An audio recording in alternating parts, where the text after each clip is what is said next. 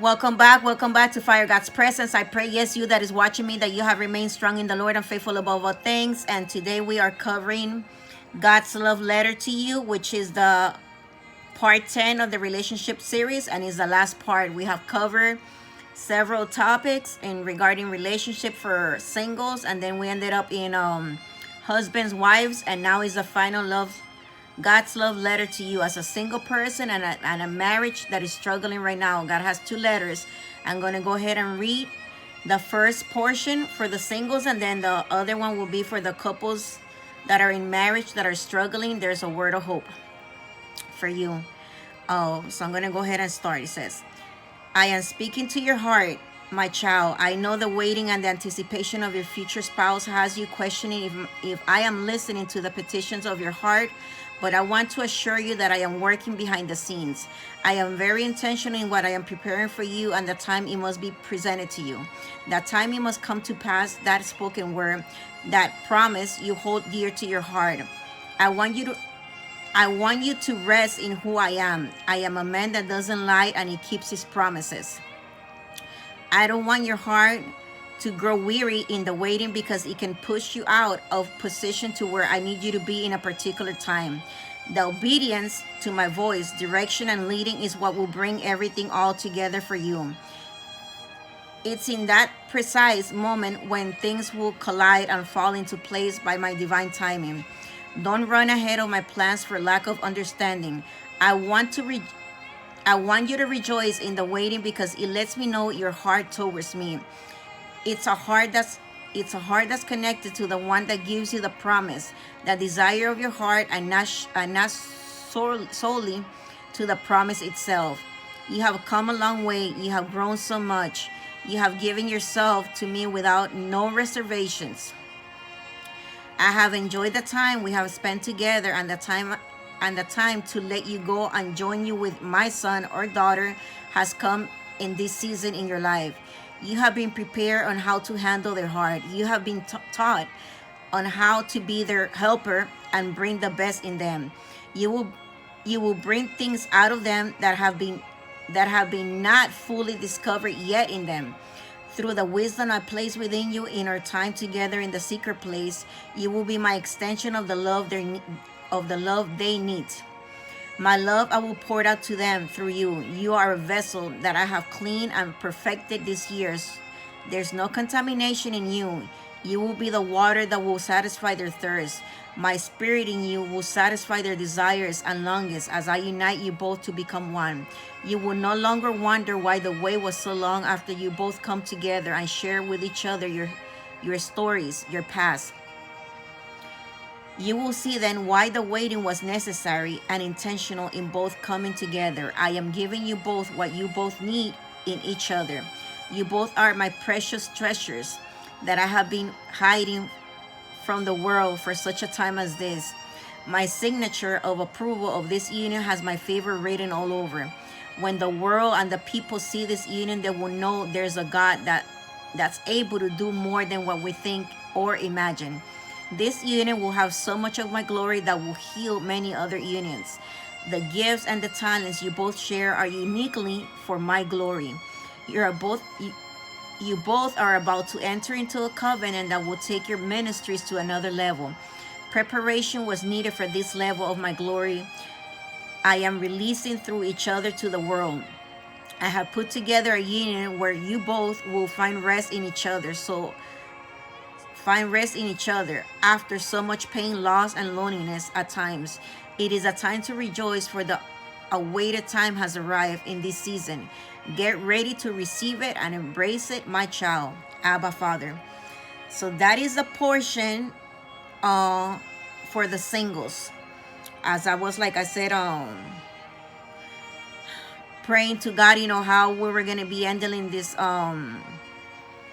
love series. It was put in my heart, as to do the God's love letter to you. So this is God's love letter to you as you being single, for you to rejoice, for you to keep trusting the Lord, and in the meantime, continue to do your process, continue to be intentional, about praying for your future spouse, asking the Lord still, what are the flaws, what are the things that I still need in the time while you're preparing this person and bringing this person to me, for us to meet and collide with each other and serve you together, ask the Lord, what are the little things that the flaws, that I need to work, because you want to be able to be a helpmate to that person, right?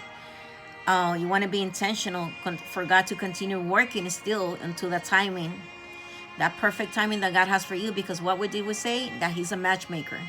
So that is the word that I felt that the Lord had for you singles as we are closing, and that includes me. That word was for me as well. As the Lord was giving it to me, it ministers to my heart as well. So now I'm going to go ahead and read. Hold on.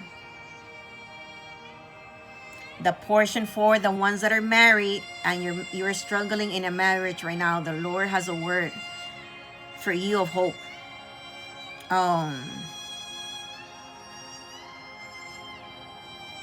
Okay, I want to speak to the hearts that have been shaken and rattled by the enemy this past season.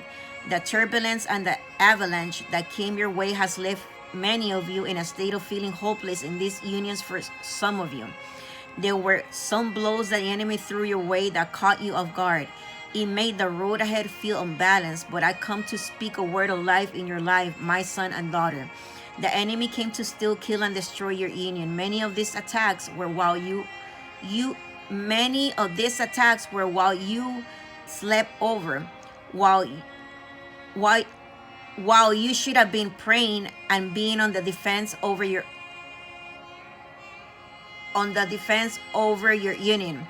You abandoned our time together by the distractions that were placed right in front of you.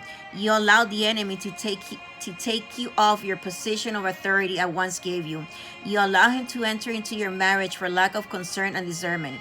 Many nights I sat and watched to see if you would ask for my help, but you didn't.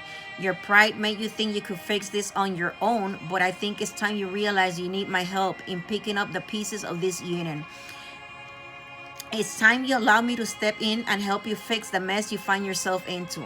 I want to remind you that there's nothing impossible for me. The only requirement from your part is to partner with me and my heart. As you unite yourself with me, I will place in you strategies on how I need you to move forward with me in your union. I will give you and pour out to you my wisdom. I will give you a new heart towards your spouse, a new heart in them towards you. It will be a heart that is sensitive and not hardened. This new heart I will place in you, and them will begin to. This new heart I will place in you, and them will begin to tear down their walls that have been around each other's hearts. I am bringing what was once broken together like never happened. I am doing what only I can do. Your job is to be led by me and act in obedience to my leadings. I will display my glory into this union like never before. I will bring full restoration to what you thought what was completely useless. I am an expert in this kind of situations. People know me as the miracle worker, and I will show you a miracle you cannot deny it was me. You are losing hope, but I am here today to blow a fresh wind of hope your way. I am interested in seeing this union bounce back alive. My resurrection power I will display. What was once dead will become alive again. It will be something much more beautiful than before. When I step into a scene, I come with power and majesty. I have seen your heart, pain, and tears night after night. I am aware of your sleepless nights. Now rest in me and in the power of my might. The miracle you have been praying for, I am about to release it to you in this season. Is there anything impossible for me? Of course not. And these dry bones should rise again. Begin to thank me for what I am about to release in your union. I am the God that answers prayers. I am your God. So this is the word.